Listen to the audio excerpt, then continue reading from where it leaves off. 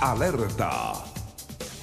7 de la mañana con 34 minutos, vamos con uno de los temas, ¿cierto?, que va a marcar esta mañana, este submarino que se perdió el domingo, Pablo. Hay esperanza, pero lamentablemente ya se acabó el oxígeno, ¿no es así? Buenos días. Buenos días, Natacha, Gonzalo. Estamos viviendo minutos decisivos en la búsqueda de este submarino que desapareció el fin de semana con 5 personas a bordo mientras se dirigía a ver los restos del Titanic. Un deseo que quizás muchas personas quisieran tener, pero que lamentablemente está llegando entonces a una hora crítica, porque a las 7 de la mañana con 8 minutos se supone que ya no quedaría más oxígeno. Eso en la teoría, ¿no? Si finalmente se cumple con este pronóstico de las 96 horas que tenía de oxígeno este sumergible. Sin embargo, siguen de manera incesante la búsqueda, ¿no? El operativo de búsqueda por parte de Estados Unidos, de Canadá, de Francia y también del Reino Unido.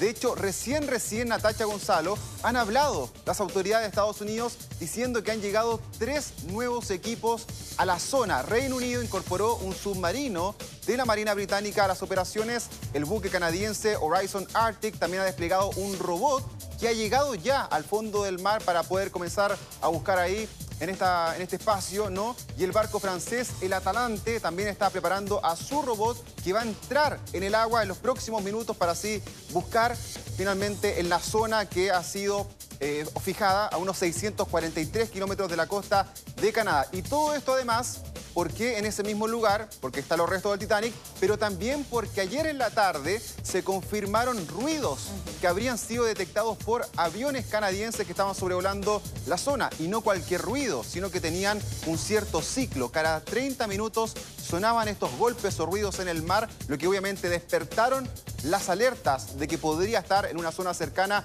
a las operaciones de rescate. Escuchemos lo que dijeron ahí en Estados Unidos. Cuando estás en medio de un caso de búsqueda y rescate, siempre tienes esperanza. Por eso hacemos lo que hacemos. Con respecto a los ruidos, no sabemos qué son, para ser francos. Los aviones detectaron los ruidos. La buena noticia es que estamos buscando en el área donde se detectaron y continuaremos haciéndolo. A ver, qué desesperante, ¿eh? Yo creo que hasta en las pesadillas, quedarse sin aire y estar consciente que se te está acabando el aire es una cosa espantosa. Además, en un lugar confinado, con el estrés de saber que estás perdido, tu pulso, tu intensidad de jadeo, respiración aumenta, quieras o no. Entonces, técnicamente ya se acabó el oxígeno, pero puede que haya algún plan B. Puede que haya un milagro, una esperanza. De hecho, los expertos están hablando, y también las autoridades, de que por lo menos hasta el día de mañana van a continuar los operativos de búsqueda. Es decir, esto no acaba en estos momentos, ni más tarde ni a la noche. Hasta mañana por lo menos van a seguir. Una cosita chiquitita nomás para poner en contexto. Aquí está el lugar, ¿no? Este es la zona, finalmente, del naufragio del Titanic, donde se encuentran los restos a 643 kilómetros de la costa de Terranova, en Canadá, que es donde sale este submarino finalmente y que pierde su comunicación, dejando esta búsqueda a nivel internacional. Tengo una duda con esto, porque ahí tú señalas 643 kilómetros. ¿Este submarino se sumerge ahí mismo? No. ¿O avanza mar adentro y avanza luego mar se adentro, sumerge? claro. Avanza mar adentro gracias a un barco que lo acompaña, que se llama Polar, y que ese barco lo lleva, lo traslada hasta una cierta zona y ahí comienza el descenso hasta las profundidades del mar. Recordemos que los restos del Titanic están más o menos a 3.800 metros de profundidad. Un lugar, dicen, al que muy pocos humanos han llegado. Han llegado más humanos al espacio y a esa profundidad del océano. Pero ¿sabes qué? También ayer leía que decían que, claro, en un avión, por ejemplo, hay sistemas de evacuación, cómo enfrentar ciertos accidentes, ¿cierto?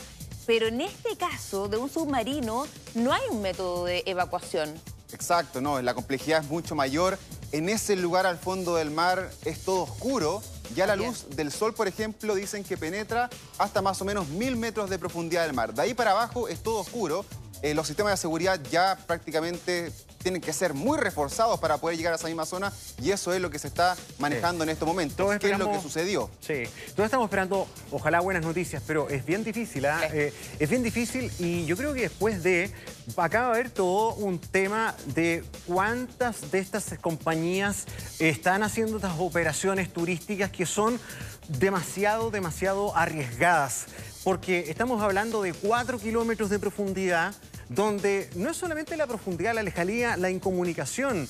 El punto donde está alojado el Titanic soporta más o menos 400 veces más la presión atmosférica que tenemos en la superficie. O sea, es una presión que aplasta, Exacto. Por lo tanto, estos submarinos tienen la capacidad de seguridad, de comunicaciones, de conexión, de línea vital con superficie, se respetaron todos los parámetros, tienen los permisos. Bueno, ayer salió también este periodista de CBS que dijo que había tenido la oportunidad de estar, ¿cierto?, en este submarino para un reportaje.